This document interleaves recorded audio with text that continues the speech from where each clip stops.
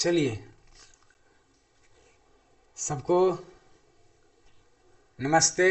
चलिए भाई देखिए, ऑब्जेक्टिव हम लोग कर रहे थे ना बच्चों। ऑब्जेक्टिव चैप्टर 1 से लेकर के 5 तक पहुंच गए हैं और वो पीपीटी के फॉर्म में पूरा प्रैक्टिस करवा चुके हैं आपको, सब प्रीवियस ईयर जितने भी क्वेश्चन हैं, क्योंकि जितने भी क्वेश्चन पूछा हुआ है वो आपको मिल गया था ऑब्जेक्टिव में भी, और ऑब्जेक्टिव के बाद 0.2 स्टार्ट हुआ है और आज आपके सामने लेकर के आए हैं हर एक चैप्टर। जैसे मान लीजिए कि पूरे फिजिक्स में चैप्टर 1 का नाम है वैद्युत आवेश एवं क्षेत्र, 2, 3, 4, तो सबका जितने भी क्वेश्चन अभी तक प्रीवियस ईयर PYQ जितना भी पूछा है उस सब क्वेश्चन आपके पास अपने हाथों से लिख करके PDF फॉर्म में आपके सामने लाए हैं। आप देख सकते हैं जो क्वेश्चन पूछा हुआ है उसका ईयर भी लिखा हुआ है, कब पूछा हुआ है। ऐसे आपको अभी तक जितने भी चैप्टर 1 का महत्वपूर्ण शॉर्ट क्वेश्चन 2 मार्क्स वाला है ना, उसको अपने से हस्तलिखित नोट्स बना करके आपके सामने पेश किया जा रहा है। तो आपसे निवेदन है कि इसको ध्यान दें, इससे बाहर क्वेश्चन आने वाला नहीं है। तो चलिए डिस्कस करते हैं और समझते हैं। अति महत्वपूर्ण लघु उत्तरीय प्रश्न पाठ 1 वैद्युत आवेश एवं क्षेत्र। देखिए पहला क्वेश्चन पूछा है कि आवेश के आयतन घनत्व का परिभाषा दे, कि आवेश का आयतन घनत्व क्या है। बहुत लोग सोच रहा है कि लाल पूरा एकदम है ना, लाल पीला सब एकदम डार्क करके ला रहे हैं भाई, तो एज यू तुम्हारी मर्जी भाई, तुमको देखते हुए ऐसा किया गया है। तो पहला आवेश के आयतन घनत्व का परिभाषा दे, तो किसी चालक की प्रति एकांक आयतन में जो आवेश उपस्थित रहता है उसे आवेश का आयतन घनत्व कहते हैं। कितना सटीक आंसर लिखा हुआ है एकदम बहुत अच्छे से। जैसे मान लीजिए कह रहा कि प्रति एकांक आयतन में उपस्थित, जैसे समझिएगा, मान लीजिए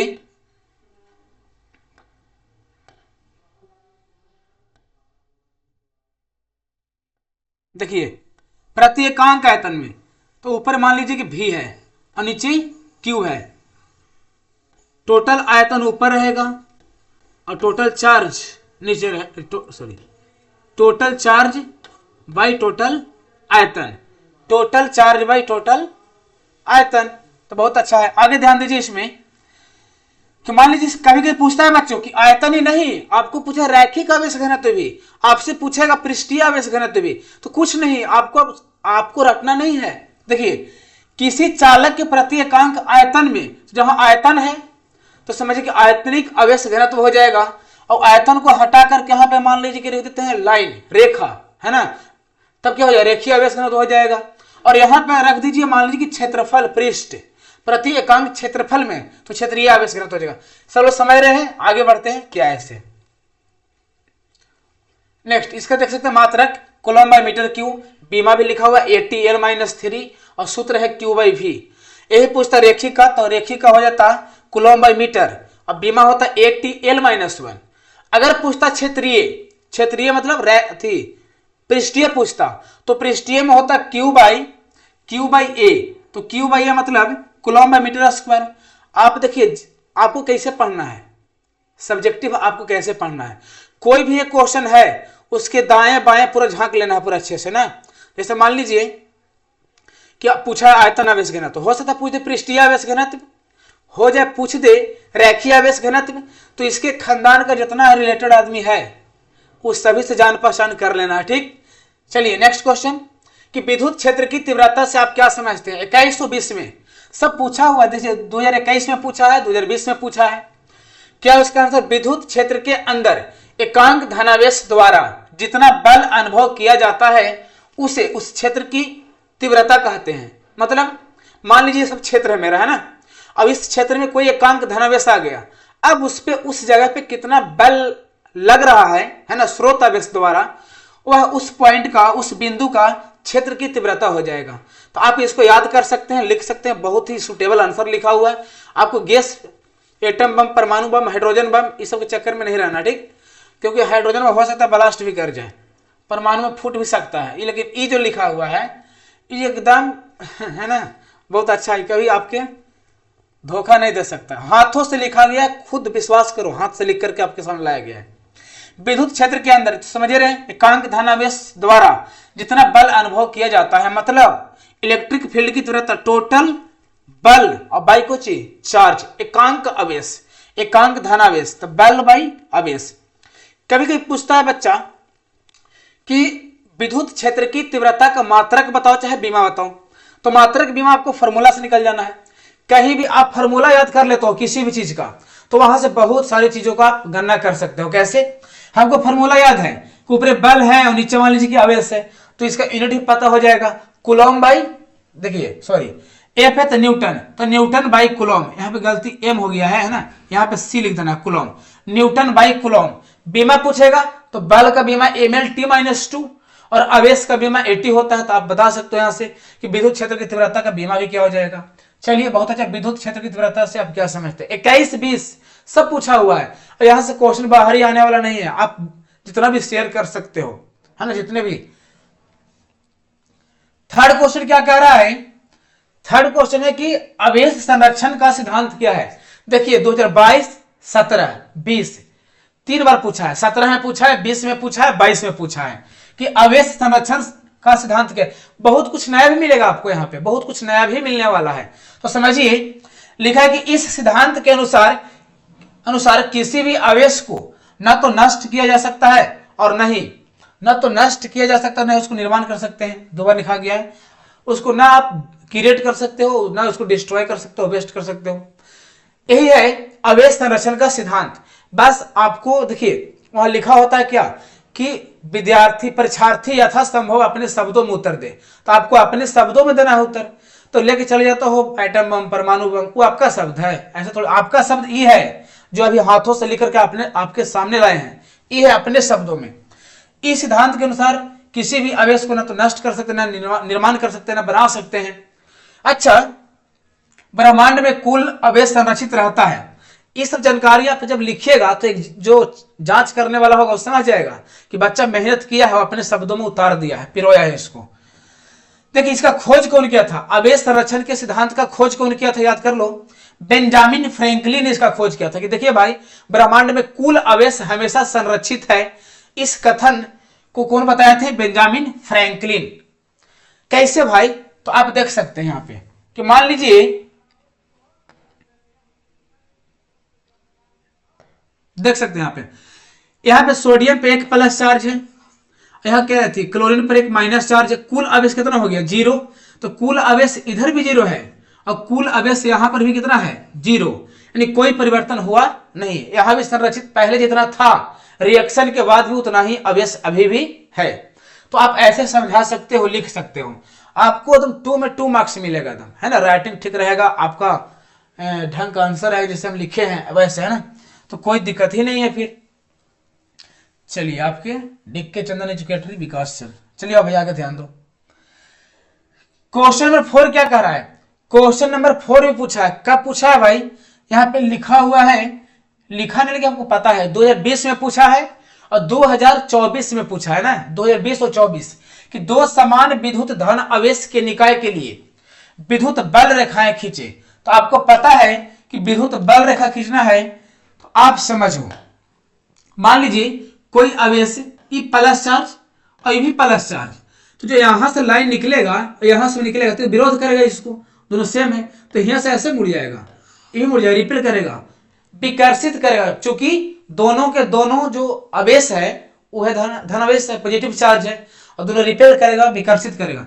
यहां से बेचारा जाएगा लेकिन देख करके उसको मुड़ जाएगा, ये भी जाएगा इधर ही लेकिन देख करके मुड़ जाएगा, वाह, ये भी जाएगा लेकिन देख करके मुड़ जाएगा। तो आप ऐसे बना सकते हो विद्युत क्षेत्र रेखा, किसकी वजह से, धन आवेश की वजह से। तो अगला क्वेश्चन पर चलते हैं, ये पूछा हुआ है 20 में और 24 में, तो आप याद कर लेना।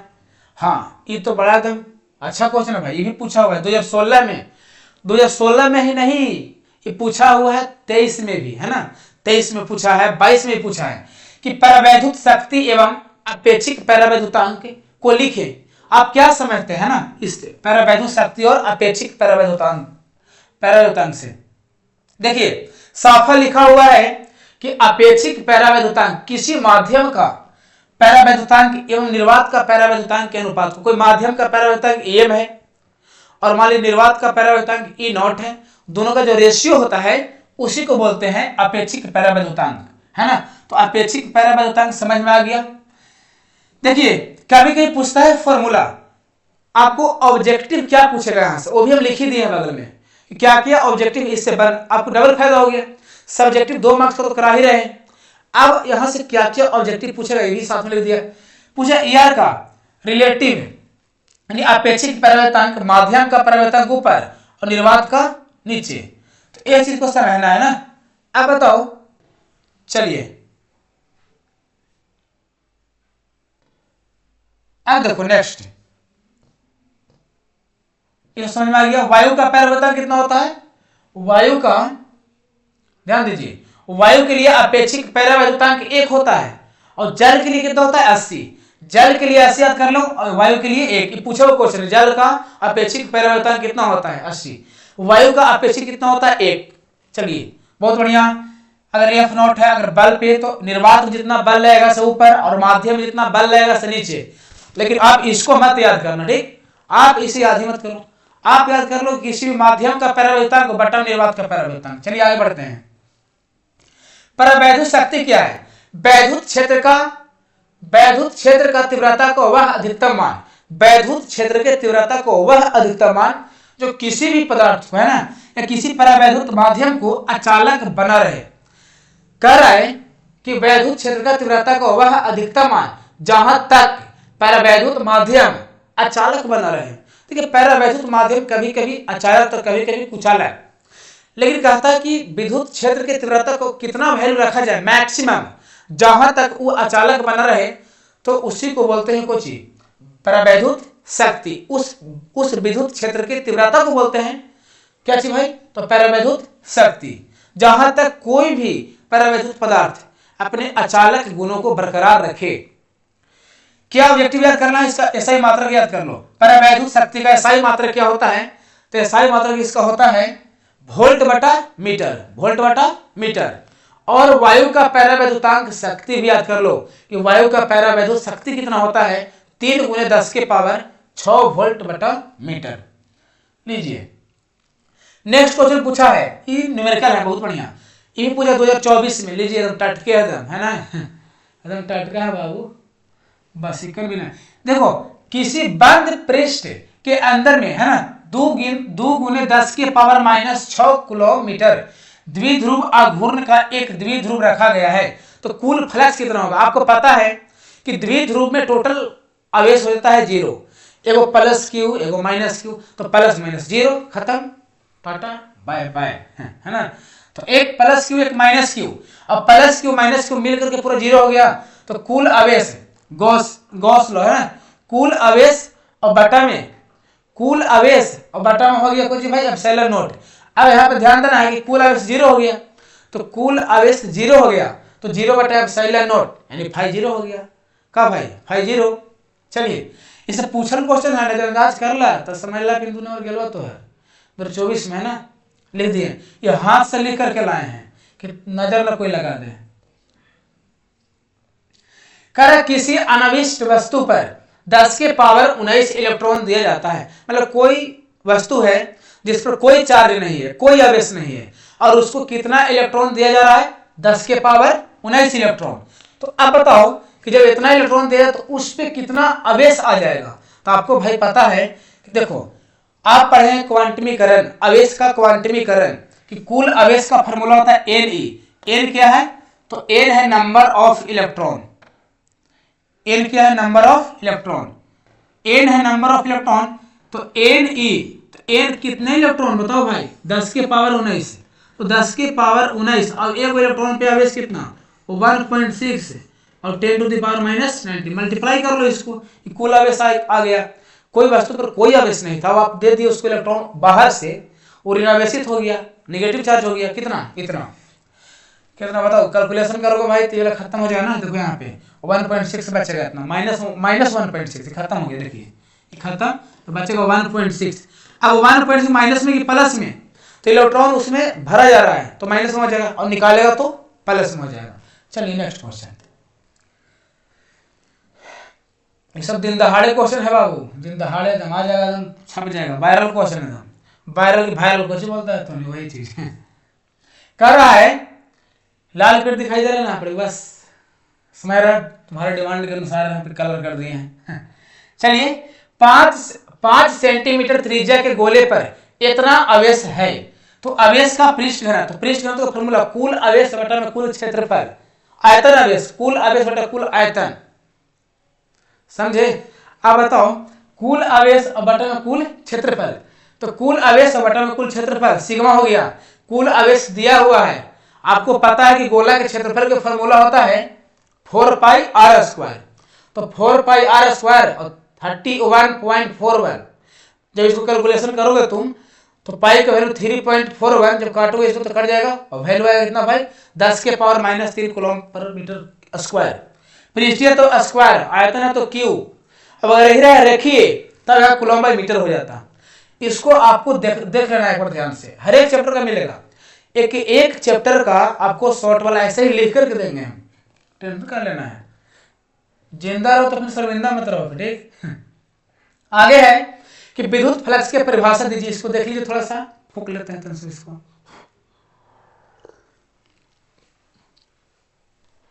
पूछल क्वेश्चन है 12, 18, 19, 21। 21 में पूछा है, 18 में पूछा है, 19 में और 12 में, तो हो सकता है पूछ दे बड़ियो।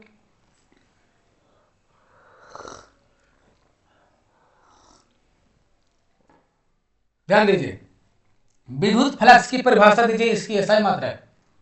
तो विद्युत फ्लक्स क्या होता है, दिखाई दे रहा है, ये सतह है, तो इस सतह के लंबवत जितने भी लाइन पास करेगा, कौन सा लाइन, विद्युत क्षेत्र रेखाएं, इलेक्ट्रिक फील्ड लाइन्स कितने पास कर रहे हैं, 20 को पास करेगा लंबवत, उसका फ्लक्स का वैल्यू 20 होगा। 25 को पास करेगा तो 25 होगा। जितने number of lines passes through perpendicular area, कुछ इंग्लिश भी चले हल्का फुल्का, यानी किसी सतह के लंबवत जितनी विद्युत क्षेत्र रेखाएं क्रॉस करती है, पास करती है, उसी को बोलते हैं कौन सी, विद्युत फ्लक्स। पढ़ सकते हैं आप, विद्युत क्षेत्र में रखी हुई सतह के लंबवत गुजरने वाली कुल विद्युत क्षेत्र रेखाओं की संख्या को विद्युत फ्लक्स बोलते हैं। 12, 18, 19 मोस्ट व्यू है। अच्छा, पूछा फ्लक्स के फॉर्मूला, तो फ्लक्स के फॉर्मूला होता है फाई बराबर EA cos theta, EA cos theta. देखो, हम तो सजेस्ट करेंगे ना भाई कि तुमको फॉर्मूला ही याद रहे, फॉर्मूला से सब कुछ मिल जाता है, फॉर्मूला से सब कुछ, कैसे, मात्रा, बीमा, तीमा, जीमा, सब। पहला यह है कि दिश राशि, सबको पता है दिश राशि, क्यों, कॉस वाला, यहाँ साइन रहता ना, साइन वेक्टर में पढ़े होंगे, क्रॉस में साइन और डॉट में कॉस, तो यह दिश राशि है, यह एक दिश राशि है। पॉजिटिव नेगेटिव जीरो हो सकता है, बिल्कुल हो सकता है। इसका मात्रक वोल्ट इंटू मीटर, कमेंट में बता देना है ना, कमेंट में कि वोल्ट बटा मीटर किसका होता है। वोल्ट इंटू मीटर तो होता है भाई विद्युत फ्लक्स का, वोल्ट बटा मीटर किसका होता है। चलो ऐसा ही मात्रा समझिएगा भाई। बीमा इसका कैसे भाई, तो बीमा तो वोल्ट बटा वोल्ट इंटू मीटर, और नहीं तो न्यूटन मीटर स्क्वायर पर कूलम स्क्वायर।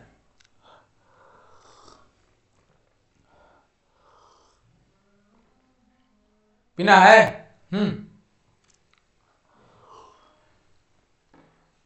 चलिए, तो बीमा हो जाएगा m l के पावर 3 t के पावर -3 a के पावर -1। याद कर लेना इसको भी। वैद्युत या फिर विद्युत द्विध्रुव क्या है, विद्युत द्विध्रुव क्या है, तो इसको भी याद करना है, तो जरा ध्यान दीजिए। 2019 में पूछा है, 15 में पूछा है, 18 में पूछा है, चमक रहा है कि पूछ देगा 25 में भी, तब लोक रहा है विद्युत द्विध्रुव क्या है। देखिए, एक प्लस चार्ज एक माइनस चार्ज, दोनों का परिमाण बराबर होना चाहिए और दोनों को बहुत ही कम दूरी पर, दोनों को बहुत ही कम दूरी पर स्थापित कर दो, रख दो, तो जो निकाय प्राप्त होगा उस निकाय को बोलेंगे विद्युत द्विध्रुव। बहुत बढ़िया बात है, लिखा हुआ है साफ है कि जब समान परिमाण के दो आवेश जो प्रकृति में विपरीत हो, समान परिमाण के आवेश जो प्रकृति में विपरीत हो को अल्प दूरी पर रखा जाता है, तो बने निकाय को विद्युत द्विध्रुव बोलते हैं।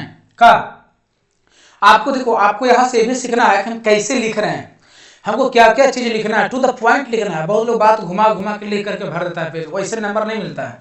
जांचने वाला पागल नहीं है, वो समझ जाता है कि हमको जो चीज चाहिए वो चीज लिखना होगा भाई। चलो 11 कुछ पूछी था बाबू, 11 पूछ रहा है कि विद्युत बल रेखाओं के 2 गुण लिखे। आपको तो मतलब इतना लिखा है, 11 गुण लिखवाया गया है, 11 को मैं 2 को याद कर लो, कोई 2-4 को याद कर लो। विद्युत बल रेखाओं के 2 गुण लिखे। 18 में पूछा है, 19 में पूछा है, सब कुछ पूछ ले है, पहले ही बता दे रहे हैं, है ना, कि विद्युत बल रेखाएं धनात्मक आवेश से निकल करके ऋणात्मक आवेश में समाप्त हो जाती है। पहले से निकलेगा और माइनस जाकर के प्रवेश कर जाएगा, है ना। दूसरा है कि विद्युत बल रेखाएं कभी बंद लूप का निर्माण नहीं करता, कभी भी बंद लूप का निर्माण नहीं करेगा।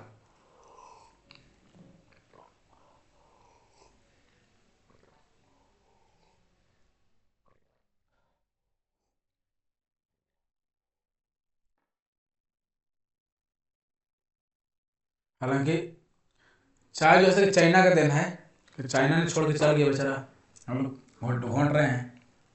ध्यान दो, विद्युत बल रेखाएं धनात्मक आवेश से निकलकर ऋणात्मक पर समाप्त। बहुत बात, विद्युत बल रेखाएं कभी भी बंद लूप का निर्माण नहीं करती है, मतलब कभी भी ऐसा नहीं होगा कि आप देखते हो कि मान लो कि विद्युत बल रेखाएं तो ऐसे इधर से आके मिल के उधर से मिल जाएगा ना, गलत बात है, ऐसा कहीं पॉसिबल नहीं। हाँ ऐसा हो सकता है कि यहाँ तक आ जाए, ऐसा हो सकता है, लेकिन ये पूरा नहीं मिलेगा।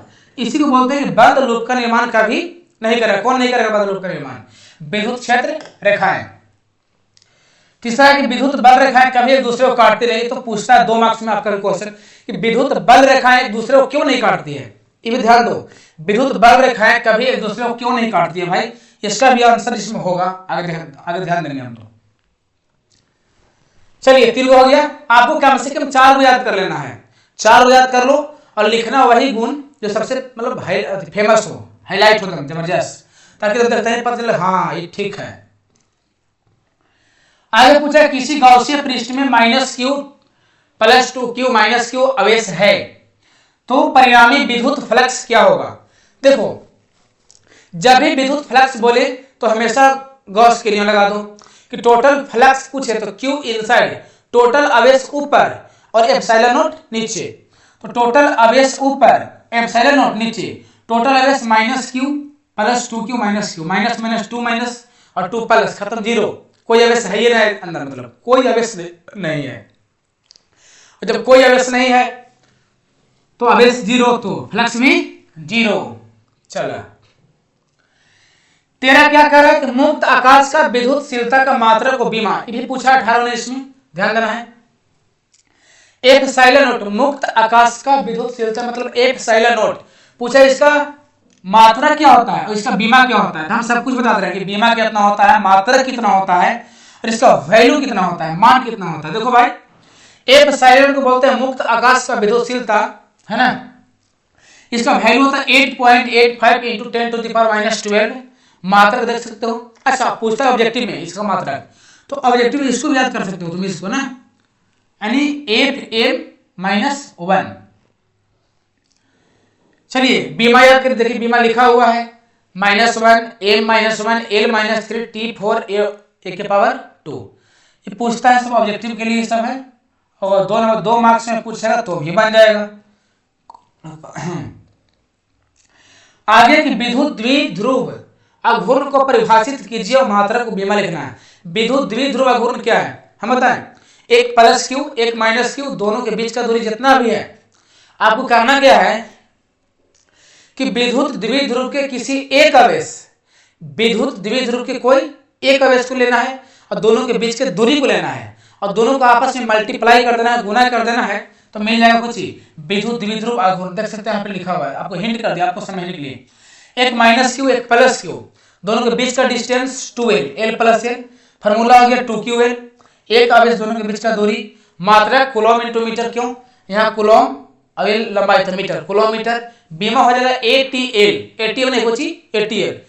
पूछा क्या है 2023 में, ये ज्यादा दीर्घ नहीं है, पूछा ही हुआ है, 23 से पूछा है, आप यहाँ देख सकते हैं। चलिए ये सब मिल जाएगा, PDF भी आपको दे देंगे हम, है ना, टेलीग्राम चैनल पे PDF मिल जाएगा आपको, और PDF से आप याद भी कर सकते हैं, है ना। चलिए 14 हो गया, 15 ध्यान दा, 15 ध्यान दो बाबू। रवानी वाला ये सब करी थी हमने बैठ बैठ के, हाथवा से लिख लिख के रहती है, जगह जगह लिखते हैं हाथवा से ना, लइकन के कैसा हूँ भलाई होवे, नंबर अच्छा आ जाए भाई। विद्युत बल रेखाएं दूसरे लोग आइए गया कहिए रहे थे, विद्युत बल रेखाएं एक दूसरे को क्यों नहीं काटती है, ये भी बहुत ही इंपॉर्टेंट क्वेश्चन है भाई। ये भी पूछा हुआ कब 14 में, 18 में, 19 में, 23 में भी पूछा है। 23 वहां पे लिखा हुआ है, 23 में पूछा है। क्यों नहीं काटता है? अगर काटेगा तो वहां पे दो दिशाएं संभव हो जाएगा विद्युत क्षेत्र की तीव्रता का। कैसे? कोई भी दो बल रेखाएं परस्पर एक दूसरे को काट नहीं सकती। क्यों भाई? क्योंकि ऐसी स्थिति में कटान बिंदु पर दो रेखाएं खींची जा सकती है, और दो रेखाएं कटान बिंदु पर खींचेगा स्पर्श रेखा, तो विद्युत क्षेत्र के उस वहां पे डायरेक्शन कितने? दो हो जाएगा। और दो डायरेक्शन हुआ तो मतलब गलत, असंभव है चीज कि एक पॉइंट पे विद्युत क्षेत्र के दो डायरेक्शन हो जाए ना, गलत बात। ऐसा कभी नहीं होगा कि एक पॉइंट पे दो डायरेक्शन, यहाँ पे विद्युत क्षेत्र इधर भी होगा और यहाँ पे विद्युत क्षेत्र इधर भी होगा, ऐसा होगा ही नहीं। इसलिए नहीं काटता है कभी। और काटा तो दो क्षेत्र वहां पॉसिबल हो जाएगा, दो विद्युत क्षेत्र की दिशाएं संभव हो जाएगा, जो असंभव है इसलिए काटता ही नहीं। याद कर लो आप। जैसे लिखे आपको सीखना है कि लिख कैसे रहे हैं आखिर। हमको बताओ, हाथ से लिख करके आपके सामने लाने का पर्पस क्या है? कि आप यही शिक्षक को क्या चीज लिखना है, क्या छोड़ना है। 16 क्या करा है? लास्ट क्वेश्चन है कि गॉस के नियम को लिखे।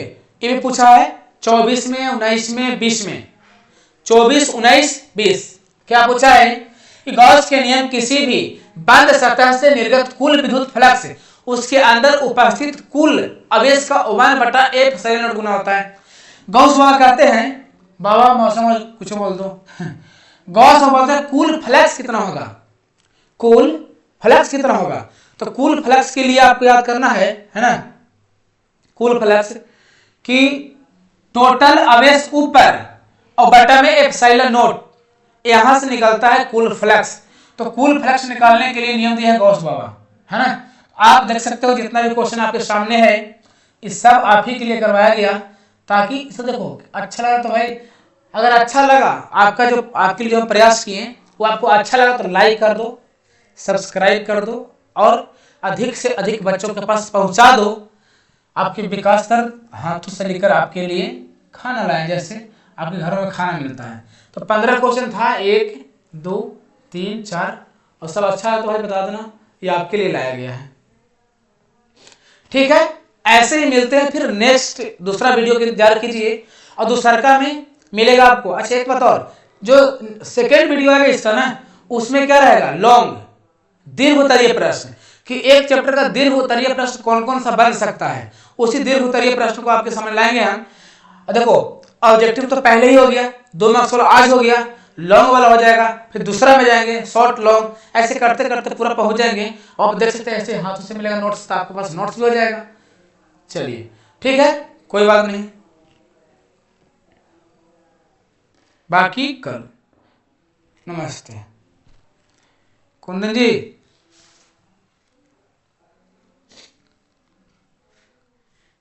कुंदन जी आवा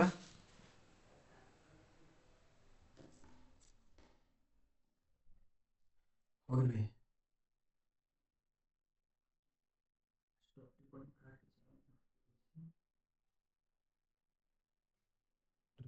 are you sure you want to stop recording? हाँ।